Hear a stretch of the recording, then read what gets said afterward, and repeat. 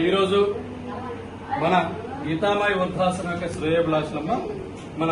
కొండూరు రామచంద్రారెడ్డి గారి యొక్క కుటుంబ సభ్యులందరూ కూడా ముందుగా గీతామాయి వృద్ధుల మరి బాలభవన్ తరఫున ప్రత్యేక ధన్యవాదాలు తెలియజేస్తూ మరి ఈరోజు మనందరం కూడా సేవా కార్యక్రమాన్ని ఏర్పాటు చేసినటువంటి మన కొండూరు రామచంద్రారెడ్డి గారి కుటుంబ సభ్యులకు గీతామాయి వృద్ధుల మరి బాలభవన్ తరఫున ధన్యవాదాలు.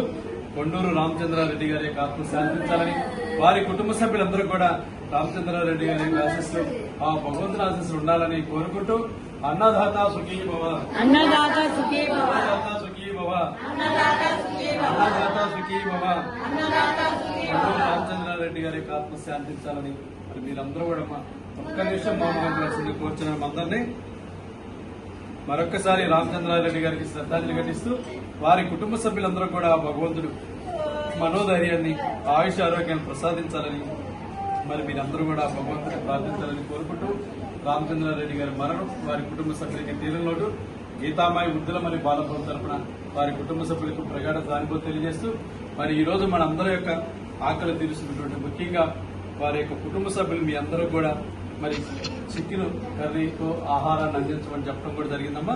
మరి వారి కుటుంబ సభ్యులందరూ కూడా భగవంతుడు ఆయుష ఆరోగ్యాన్ని ప్రసాదించాలని మరి మీరందరూ కూడా భగవంతుడు ప్రార్థించాలని కోరుకుంటూ మరి రామచంద్రారెడ్డి గారి ఆత్మ శాంతించాలని మరి ఈ సందర్భంగా భగవంతుని ప్రార్థిస్తూ మరొకసారి ఈరోజు మనందరి యొక్క ఆకలి తీరుస్తున్నటువంటి